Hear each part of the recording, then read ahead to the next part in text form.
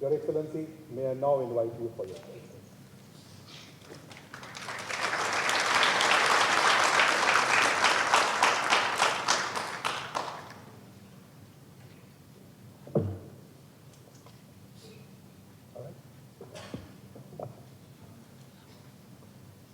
His Excellency, the Honorable Vice Minister of Foreign Affairs, Government of Indonesia, Mr. Fakir, Ambassador Gurjeet Singh, distinguished guests, ladies and gentlemen.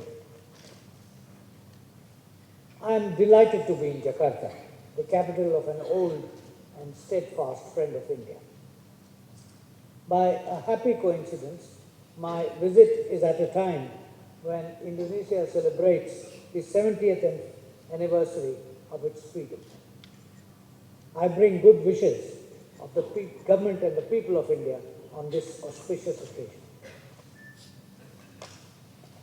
For centuries, our countries have been linked by the winds that blow across the Indian Ocean. These facilitated exchanges of ideas through trade, religion, and culture.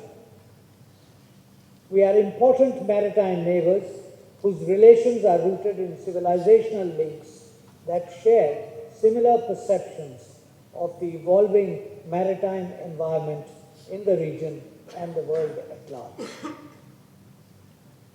No one has interpreted better the true nature of India-Indonesia relations than Rabindranath Tagore, who visited the archipelago in 1927. He movingly opened his famous poem to Java, and I quote,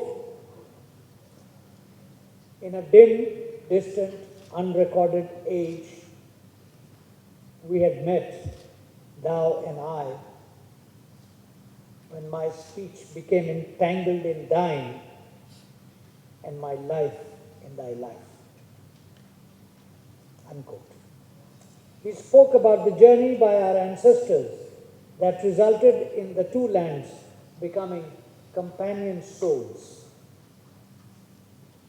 Citing the tragic divide created by colonialism, he urged a renewal of age-old ties, and I quote again, that has been lost to be regained and made new.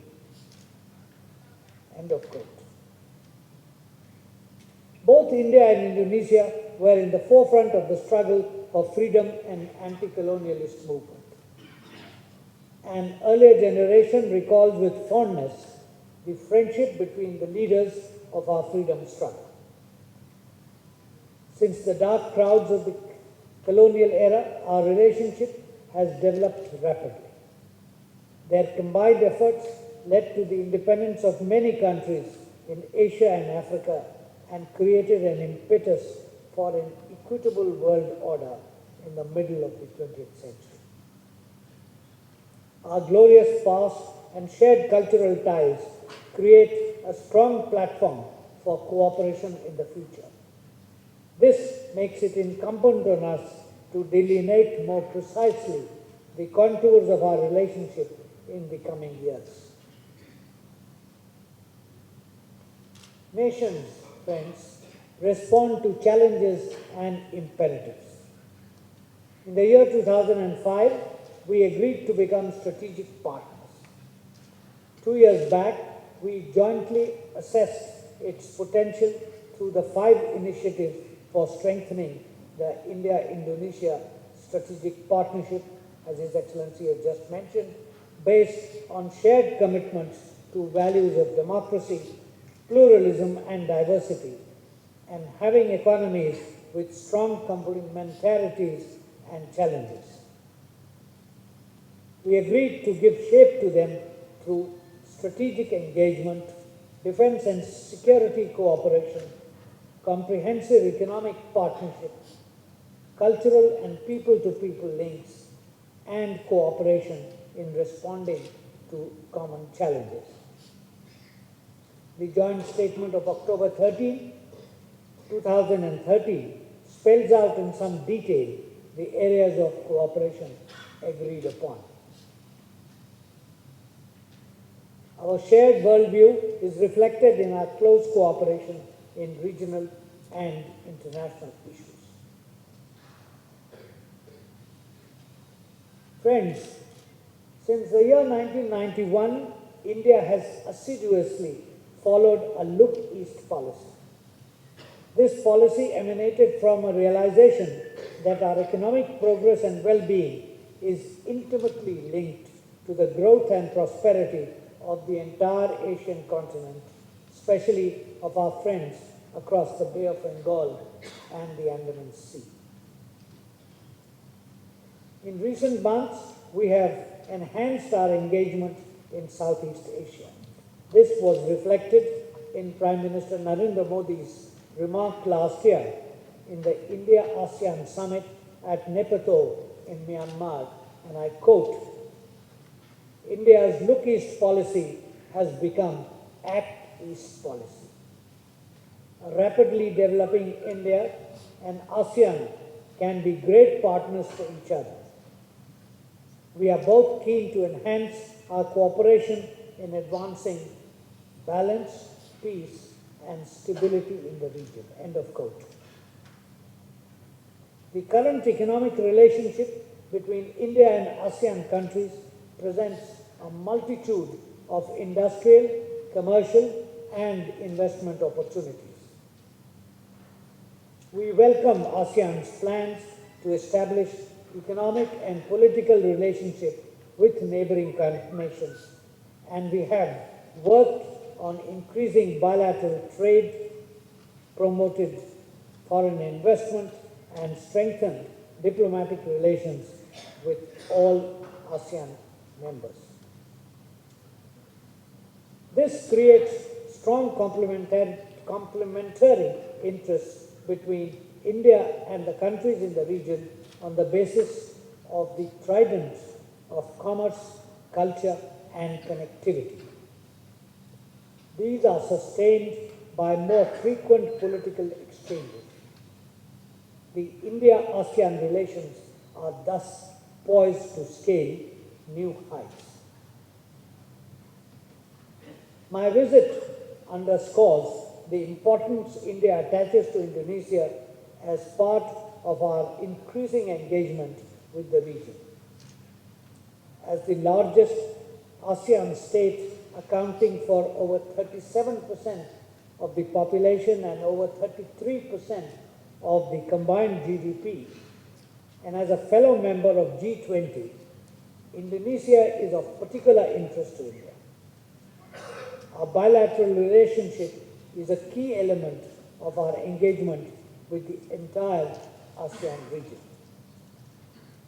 We look forward to strong cooperation with Indonesia in building bridges and deepening our relationship with the entire region. The time is also right for our common engagement for bringing greater equity into the international order. India and Indonesia have similar aspirations to have an open trading system through global organizations like the WTO. We have also shown a strong commitment based on the principle of common but differentiated responsibility as we take up our own role to address issues related to climate change. We are also together in the search for reforming the United Nations, particularly its Security Council. India believes that the 70th anniversary of the United Nations is an appropriate occasion for it. The role the United Nations, particularly its Security Council, needs to reflect the requirements of developing countries to have a greater say in decision making. Peacekeeping under UN offers yet another area of our joint endeavor.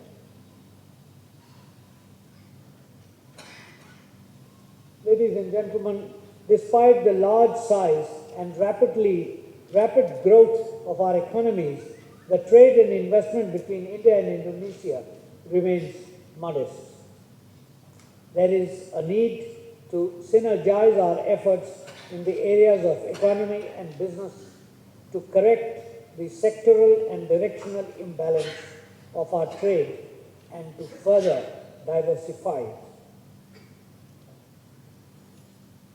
The vast consumer market, youthful and skilled human resources, and expertise in the field of information technology of India, coupled with Indonesia's natural resources, youthful population, and strategic location, would provide a platform for enhanced economic engagement.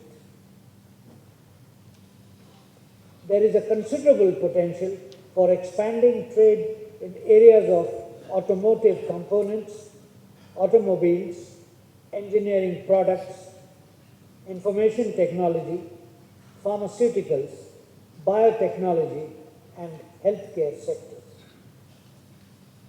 Given their strategic significance, infrastructure development and energy, both traditional and renewable, are key areas for enhancing our cooperation. We need to encourage our private sectors to make investments in infrastructure and manufacturing sectors in each other's country, and for this, the two governments are willing to provide a predictable and comprehensive legal and taxation framework. There is tremendous potential for enhancing our defense ties. Indonesia has played host to ships of the Indian Navy and the Indian Coast Guard on several occasions in recent years. We are also happy that Indonesian ships are making more frequent visits to the Indian ports. Our coordinated patrol between Balawan and the Andaman Islands, which are going on for 13 years, have been enhanced to the level of joint exercises. The Indian Navy and the Coast Guard has a high regard for the Indonesian Navy and the newly emerging Coast Guard, and we hope to continue this cooperation through technical, human resource development, capacity building, and contributing to the development of Indonesian capacity, both physical and human.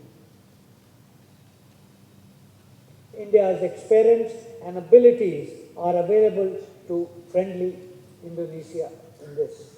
We are ready to support technology transfer and joint ventures for building medium-sized vessels to contribute to the maritime policy of Indonesia.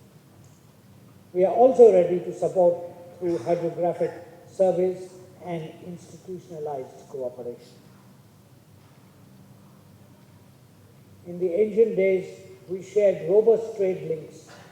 This trade was mutually profitable and brought prosperity and peace to the region. Today, as India and Indonesia stand together, two vibrant, youthful democracies with large emerging economies, the time has come to perhaps reclaim our past maritime heritage and synergize the rising aspirations of our populations to strengthen and deepen our strategic relations for a new era of peace and prosperity across the Indian and Pacific Oceans.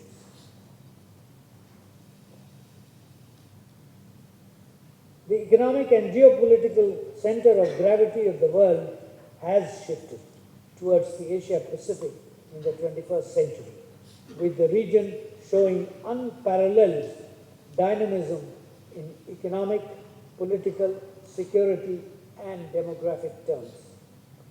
The Indian Ocean littoral states have also witnessed sustained growth over the past few years. Given the growing volume of our maritime trade, and given that we share a common maritime boundary along the Andaman Sea, we are natural partners in ensuring the development and security of the Indian Ocean and the Pacific littoral region. India, ladies and gentlemen, has a shared vision for a peaceful region and the seas around us. We believe that all trade routes and the sea lanes must be protected from traditional and non-traditional threats, and all countries using these international waters must act with responsibility and restraint. India and Indonesia both have a great need for open trade and the sea lanes that carry it. Indonesia's idea of a maritime axis and India's commitment to the MOSAM project, which links the countries of the Indian Ocean, can bring benefit to us all. India and Indonesia are one of the founder members of the Indian Ocean Rim Association, the apex Pan-India Indian Ocean Multilateral Forum, and Indonesia is its current chair. We have identified 6 priority areas, namely maritime security, trade and investment facilitation, fisheries management, disaster risk reduction, academic and scientific cooperation, and tourism promotion and cultural exchanges. This provides a vision and a clear focus to the activities of the association. We look forward to cooperating with Indonesia in furthering these goals in the Indian Ocean Rim area. Indonesia, given its strategic location, can be a bridge between the Indian and the Pacific Oceans.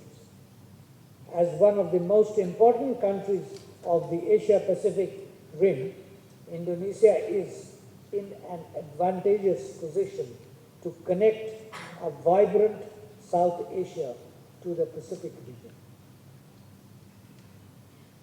As the countries in the East Asian region strive for greater economic integration, the safety of sea lanes, critical for maritime trade and commerce, maritime security, and access to marine resources in accordance with accepted international norms, continues to assume greater significance. The evolving situation in the South China Sea demands restraint from all sides. We support collective efforts by ASEAN member states and China to conclude the code of conduct to keep peace and stability in the region. Non-traditional threats such as piracy, smuggling, transnational crimes, and drug trafficking are on the rise and pose a challenge for our countries and require strong and determined coordinated action to control.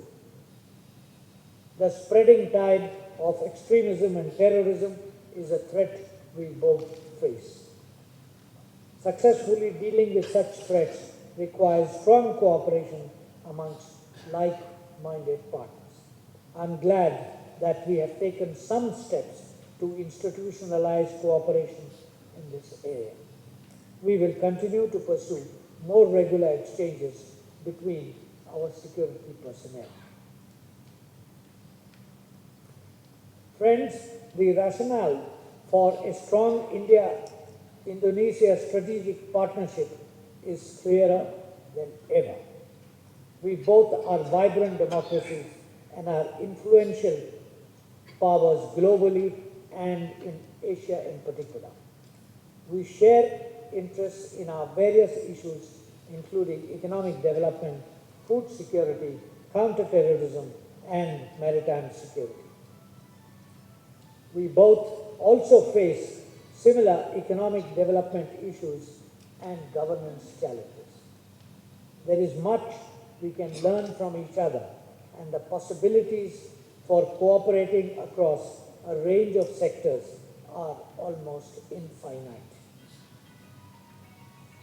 The Asia-Pacific region and the world as a whole would benefit from having greater cooperation between India and Indonesia to positively shape a fluid regional security environment, including through partnerships with other like-minded countries and by strengthening regional institutions like ASEAN. Standing on a strong foundation of trust and friendship, we can work together towards a realization of our common vision for a harmonious world.